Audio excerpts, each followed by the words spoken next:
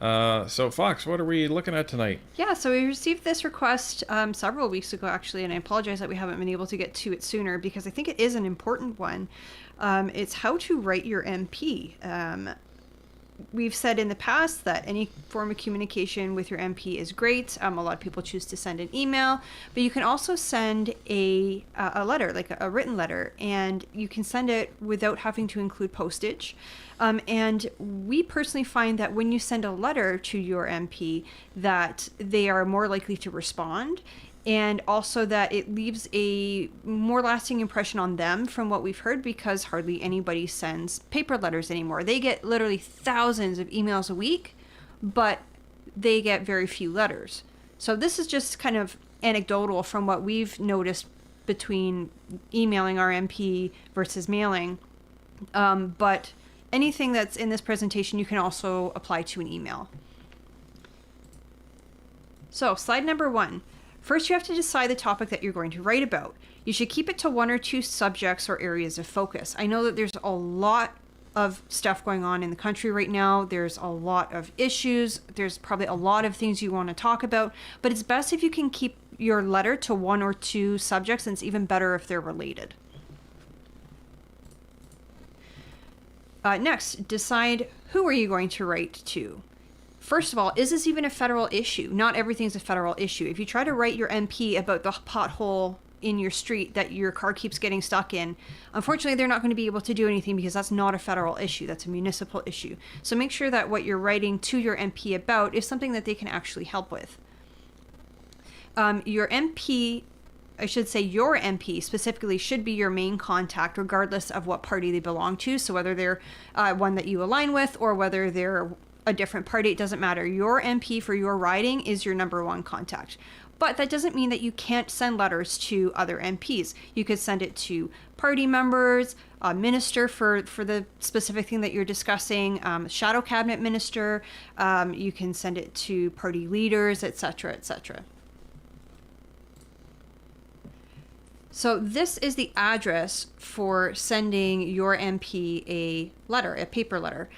You do not need to include postage on the letter, but you put the MP's name at the top, then House of Commons, Ottawa, Ontario, Canada, K1A0A6, and you can drop it in any red Canada Post box as long as you're within Canada. You should put your return address on the envelope so that if there is an issue, it's sent back, and also your MP knows where it came from. You can also email your MP's office instead, and you can look up their email address by going to rcommons.ca/members/en. So to actually write the letter, you should write the letter in your own words, because we've heard from multiple politicians and former politicians that when they receive a form letter, so something that sometimes places like the Canadian Civil Liberties Association will put out a form letter that you just fill in your name, your address, your MP's name, and they've already got it like pre-typed up for you. You just fill in the blanks and send it off.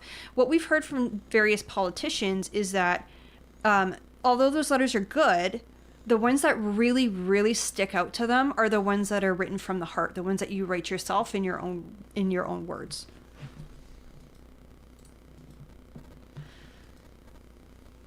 So you can use the first 1 to 3 sentences to introduce yourself and why you are passionate about the topic of your letter. For us, for example, we might write about Bill C-63 and how that would have an impact on us as YouTubers, how it has an impact on us as Canadians, parents, etc. So we might introduce ourselves, we're Cypher and Fox. We run a YouTube channel called Northern Perspective where we discuss various topics, including politics. And we feel the Online Harms Act can be misinterpreted and applied against us, etc., etc. This is a format you can use for writing the body of your letter. It's called the EPIC format. E stands for engage. You can get your MP's attention with a fact or short statement. P, the problem. Clearly state what the problem or issue is and its cause or causes. I, inform. Inform your MP about the facts of the issue, providing possible solutions. Because they might not know all the nitty gritty details.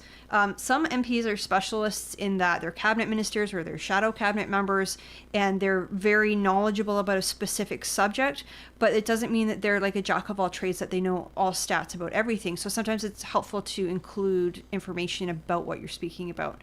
And then C is call to action. Pretty much, why are you writing your MP? What do you want them to do about the problem? And then, next slide. In closing your letter, you want to ask your MP for a response and provide how best to contact you. Make sure that your contact information is correct. Double, triple check that you've got your email address spelled out correctly, or that your address is correct, including the postal code. However you're requesting your MP to contact you, make sure that it's correct. And then in a few weeks, you can follow up with your MP's office if you haven't heard back from them. And you can do that by phone, you can do that by email, you can send another letter. So some overall tips: make sure you address your MP properly, whether they're Mr., Ms., Honorable, etc. If they're a cabinet minister now, or if they have been in the past, they'll be Honorable. The only one that's Right Honorable is the Prime Minister, and otherwise it's Mr. or Mrs. or Ms., depending. You can also write your MP in either English or French. It doesn't matter what language they speak or what their preferred language is. As Canadians, we have the ability to communicate in our preferred language, so you can choose if that's English or French, and then they can translate it on their end. Keep your letter short and on topic. So if you're writing to your MP about the carbon tax, for example, don't start talking about like Bill S210 or something like that. Like, keep it on point, and you want it to be like 1 to 2 pages maximum, because if it's too long, then it kind of gets lost on them. Make sure that you have a friend proofread your letter before you send it. There's nothing worse than typing up a letter and you go and send it off, and oh my goodness, there was a spelling mistake or a grammar mistake that completely changes the meaning of this sentence or this paragraph, and now I feel embarrassed. And so just have a friend or someone proofread your letter before you send it. This is more of a relic. This next point is more of a relic from when things used to be done on typewriters, but keep a copy of the letter you sent. Most people are probably going to be doing it in a word processor, so you already have a copy on your computer. But if you're handwriting your letter, or again, if you are using a typewriter, make sure that you keep a copy of it. And just to reiterate, you don't need to put a stamp on the envelope if you mail it within Canada. And then finally, don't forget to put your return address on the envelope so that your MP knows where it's coming from and also who to send a letter back to. So I'll let Cypher take over the next slide. This is our sample letter for when we had mailed Mr. Gerard Deltel back in January regarding the federal carbon tax.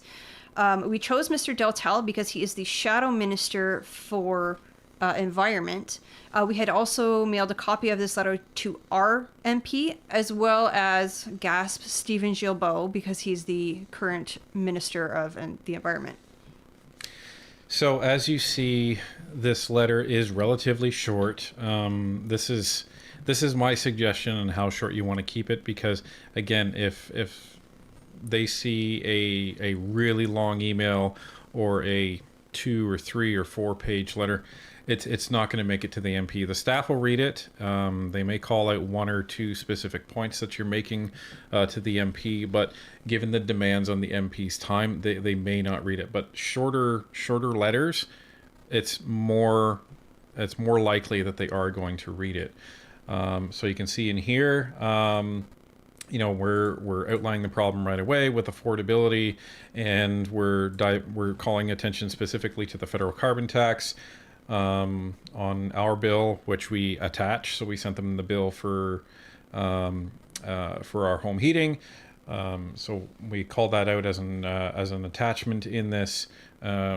We specifically call attention to the 34% increase, and then We lay on some additional facts and then start asking the questions. Why are we as citizens paying to this tax? This is the impact that it has to Canadians. And we are stating that all Canadians cannot afford this, and this is why we're going to be voting Conservative in the upcoming election.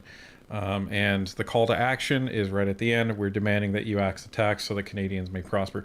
Right there. So it's fairly short and sweet, but it's very concise and easy to read. And it also gives the MP some potential bullet points to call out in either speeches or question period, which helps them get the message across to not just, their own caucus, but all Canadians in general.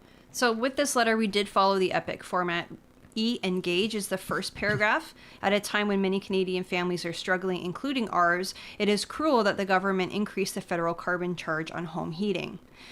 So the problem is kind of tied in there as well, and in the next paragraph, which we say on our bill, which we have included in this letter, we have seen an increase year over year of 34%.